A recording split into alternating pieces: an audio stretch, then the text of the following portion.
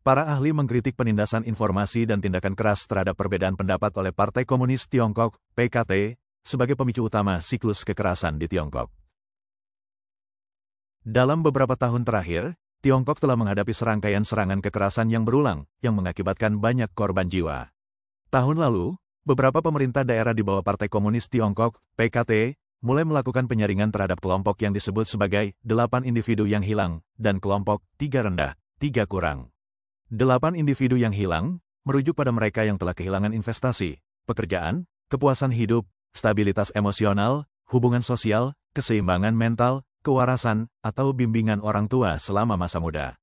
Sementara itu, kategori 3 rendah, 3 kurang, menggambarkan orang-orang dengan pendapatan rendah, status sosial rendah, prestise sosial rendah, interaksi sosial yang terbatas, sedikit peluang untuk mobilitas, dan saluran pelepasan emosi yang minim.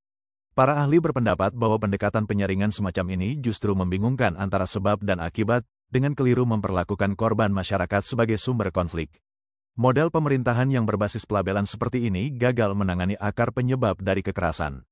Voice of America melaporkan bahwa Teng Biao, seorang mantan pengacara hak asasi manusia Tiongkok dan profesor tamu di Roosevelt Institute for Public Policy di City University of New York, menyatakan bahwa penyaringan terhadap individu-individu seperti itu tidak banyak membantu dalam menangani penyebab mendasar dari insiden-insiden kekerasan, seperti tragedi Zhuhai, di mana sebuah serangan menggunakan kendaraan menewaskan lebih dari 50 orang.